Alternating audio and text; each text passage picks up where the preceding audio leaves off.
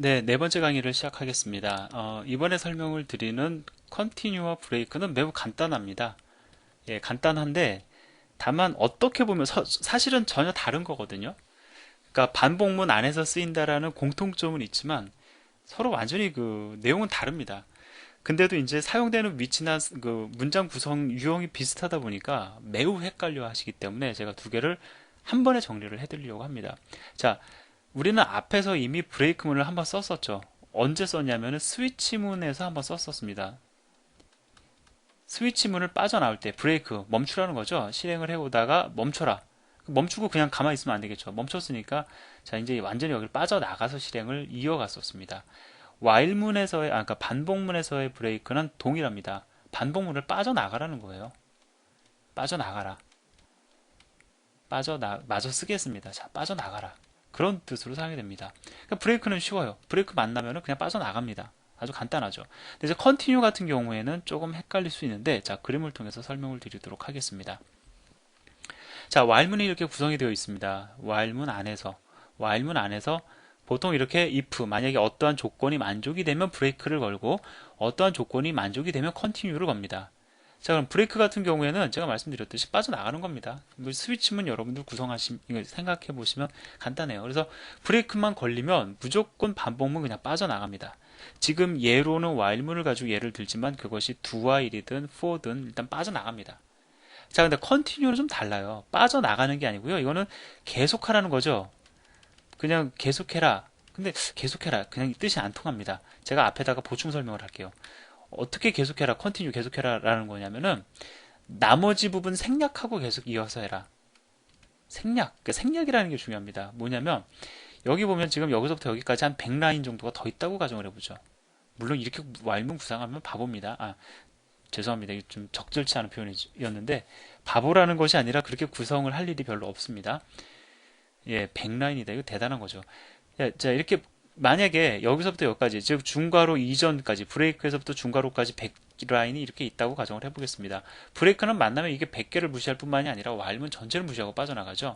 근데 컨티뉴문 같은 경우에는 while문을 빠져나가는 게 아니에요. 여기서 여러분들 혼동하시면 안 됩니다. 빠져나가는 것이 아니고요. 빠져나가는 것이 아니고 지금 컨티뉴문을 만났어요. 그럼 원래는 얘가 컨티뉴가 아니었다라고 하면 나머지 100개의 라인을 다 실행해야 되는데 이 남은 거 실행하지 말고 다시 조건 검사하러 올라가라라는 뜻입니다.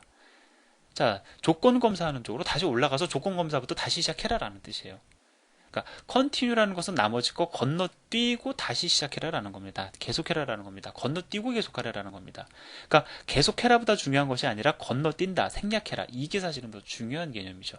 자, 그래서 여기 보면은 자, while num이 100보다 작을 때까지 뭐를 계속하고 있냐면은 뭐를 지금 확인하고 있는 겁니까? num이 5로 나누어진다. 5로 나누어진다라는 것은 뭐냐면 5의 배수라는 뜻이죠. 예, 5의 배수. 자, 넘이 7로 딱 떨어진다. 이거는 7의 배수라는 뜻이죠. 즉, 넘이 5의 배수이고 7의 배수이면은 얘는 추루를 반환을 할 겁니다. 자, 따라서 추루가 반환이 되면은 추루면 이 부분을 실행을 함에 있어서 브레이크문에 걸려서 빠져나가게 되는 것이죠. 자, 그럼 이거 우리가 문장을 이렇게 읽을 수가 있습니다. 넘이 100보다 작을 때까지 작은 동안 넘값을 하나씩 증가시키면서 이 안을 반복을 하는데 이 안에서 만약에 넘이 5의 배수이면서 7의 배수인 넘값을 찾게 되면 더 이상 반복 실행하지 말고 브레이크 빠져나가 버려라 라는 뜻으로 여러분들이 이해를 하시고 분석을 하실 수가 있죠. 완벽한 예제는 여러분들이 코드를 참조를 하시고 사실 전체 예제를 보는 것보다 이게 부분적으로 이해하시는 것이 일단은 이해 측면에서는 좀 도움이 됩니다. 자, 근데 얘 같은 경우에는 컨티뉴예요. 자, 만약에 넘이 5로 나눴을 때 0이 아니거나 아니면 7로 나눴을 때에도 0이 아니라면 이거 어떻게 해석을 하면 됩니까? 5의 배수가 아니거나 7의 배수가 아니면이란 뜻이죠. 예, 맞죠? 예, 제가 좀 헷갈릴 수도 있으니까 5의 배수도 아니거나 7의 배수가 아니면 컨티뉴. 즉 5의 배수가 아니거나 7의 배수가 아니면 그 카운트 값을 증가시키지도 않고 그 넘값을 출력시키지도 않고 그냥 넘어간다라는 뜻입니다. 이 두 개의 문장을 생략하고서는 다시 반복문을 조건 검사를 갖다 하러 넘어가라라는 뜻인 거죠. 그래서 continue 같은 경우에는 나머지 부분을 생략해라, 넘어가라. 이 넘어가라라는 뜻이 더 중요하다라는 거 여러분들이 정리를 해두시면 좋을 것 같습니다. 그래서 이제 요 정도만 이해를 하시면 돼요. 사실 요 정도의 이해면은 충분합니다. 이해는 충분한데 어떻게 활용할 것인가, 그건 여러분들이 시간을 두고 계속해서 트레이닝을 해야 되겠죠. 자, 그 다음에 좀 제가 또 천천히 말씀을 드릴 것이 이 무한 루프입니다. 자, 무한 루프라는 건 뭐냐면은 while문이든 dowhile문이든 for문이든 계속해서 돌아가는 그런 문장을 갖다 이제 무한 루프라고 그래요. 근데 이제 늘 물론 계속해서 돌아가는 것을 무한 루프라고 얘기를 하지만 보통 이러한 경우에 무한 루프라고 얘기를 합니다. while문 안에다가 조건 검사 위치에 true를 써버렸어요. 그러면 일단 이 안에서 어떤 일이 벌어지든지 간에 while문만 놓고 보면은 무한 반복이죠. 무한 루프를 형성을 한 거죠. 예, 왜냐면은 계속 추르잖아요. 예, 뭐 실행하고 나서 조건 검사로 다시 올라가면 또 추르래요. 또 올라가니까 계속 추르해요. 계속 진행이 될 겁니다. 예, 문제가 될 수도 있겠죠. 물론 브레이크문을 우리가 모른다면 문제가 될 수 있습니다. 브레이크문과 잘 궁합을 이뤄서 매우 유용하게 사용이 되는데 그건 좀 이따 이 예제를 통해서 보고요. 자, 두알문 같은 경우도 마찬가지로 여기에 true를 써주면 무한 루프가 형성이 됩니다. for문 같은 경우에는 조건 검사 위치 이 부분을 비워주면 뭐 나머지도 비워져 있긴 한데 보통은 이제 무한 루프 for문으로 형성할 때 이 세 개를 다 비워주거든요. 이렇게 세 개가 다 비워지면 무한 루프를 형성하게 됩니다. 자, 그럼 무한 루프를 갖다가 제가 설명을 드리는 이 세 가지 케이스를 다 말씀을 드린 이유는 무한 루프가 때로는 유용하게 사용이 되기 때문에 그래요. 자, 예를 들어서 제가 이런 질문을 드렸다고 가정을 해보죠. 무한 루프 쓰지 않고 한번 구현한다고 가정을 해보겠습니다. 6의 배수이자, 여기 그냥 읽겠습니다. 6의 배수이자 14의 배수인 가장 작은 정수라는 것은 0부터 시작해서 이제 검사해 나가다가 0, 1, 2, 3, 4, 5, 6, 7, 8 계속 검사해 나가다가 6의 배수이자 14인 배수를 찾으면 그 값을 갖다가 이제 확인하기 원하는 거죠. 제일 먼저 발견하게 되는 6의 배수이자 14의 배수가 어떻게 되느냐. 이거 찾기 위한 코드를 어떻게 구성하면 될까요?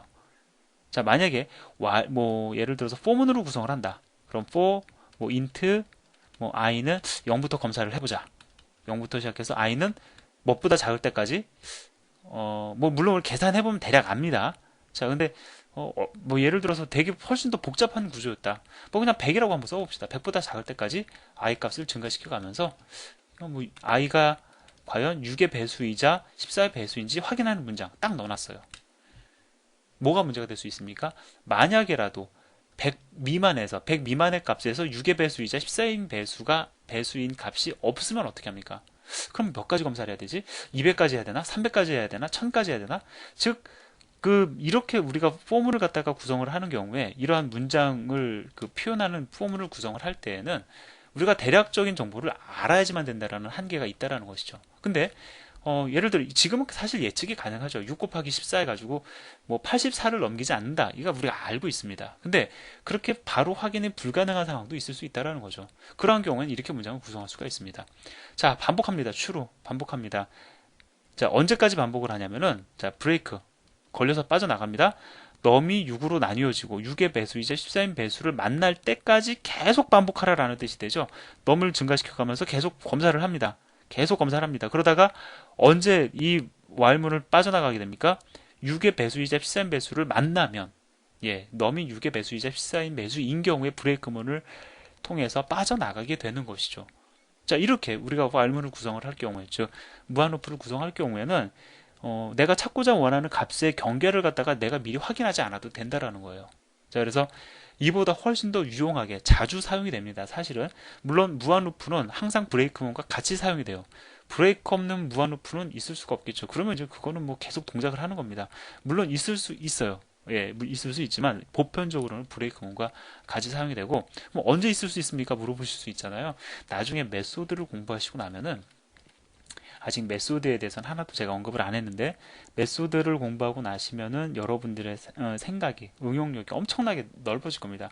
우린 지금 매우 작은 것을 하는 거고요. 자바는 객체 지향 언어죠. 클래스 그 다음에 오브젝트 그 다음에 메소드 이런 것들을 여러분들이 공부하시면 지금 우리가 보고 있는 것과는 비교도 안 되는 큰 것들을 만들 수가 있습니다. 자, 그래서 이 정도로 여러분들이 무한루프가 어울리는 하나의 사례로 기억을 해 두시기 바랍니다. 아마 충분히 응용이 가능하실 거예요.